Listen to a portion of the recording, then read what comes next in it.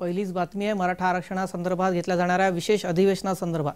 विशेष अधिवेशन हे घेतलं जाणार आहे। मराठा आरक्षणासंदर्भात हे विशेष अधिवेशन उद्या आयोजित करण्यात आलेलं आहे। विशेष अधिवेशनाचे आवतण मराठ्यांच्या आरक्षणासाठी राज्य सरकारने पुढाकार घेतला आहे। अर्थसंकल्पीय अधिवेशनापूर्वीच मुंबईमध्ये विधिमंडळाचं विशेष अधिवेशन बोलावण्यात आलेलं आहे। आरक्षणाच्या मुद्द्यावर हे एक दिवसीय विशेष अधिवेशन बोलावण्यात आलेलं आहे।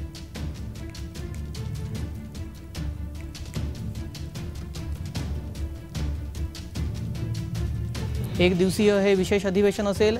अर्थसंकल्पीय अधिवेशनाच्या आधीच हे अधिवेशन बोलावण्यात आलेलं आहे।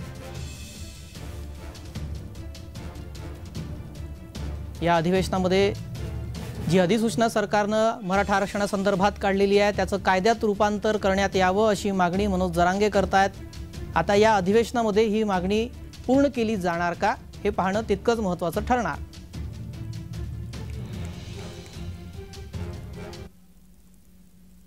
या संदर्भात बोलण्यासाठी आमचे प्रतिनिधी रोहन कदम जोडले गेलेले आहेत। रोहन, हे विशेष अधिवेशन एक दिवसीय बोलावण्यात आलेलं आहे। या अधिवेशनातून मराठ्यांना नेमकं काय हवंय? खरं तर श्रेयस खूप महत्वाचं असं हे सगळं उद्याचं अधिवेशन होणार आहे। कारण का ज्या पद्धतीने मागील कित्येक महिन्यांपासून मनोज जरांगे पाटलांनी ज्या पद्धतीने भूमिका मांडलेली पाहायला मिळाली, आरक्षणाचा लढा जो आहे तो उभारलेला पाहायला मिळाला आणि त्या लढ्याला एक यश म्हणावं लागेल की राज्यभरातील 288 आमदार जे ते पुन्हा एकदा अधिवेशनासाठी विशेष अधिवेशनासाठी मराठा समाजाच्या आरक्षणासाठी एकत्रित येत आहेत आणि त्यांच्या माध्यमातून मराठा समाजाला नेमकं आरक्षण कसं दिलं जाणार याबद्दलची चर्चा होईल, याबद्दलचा ठराव होईल।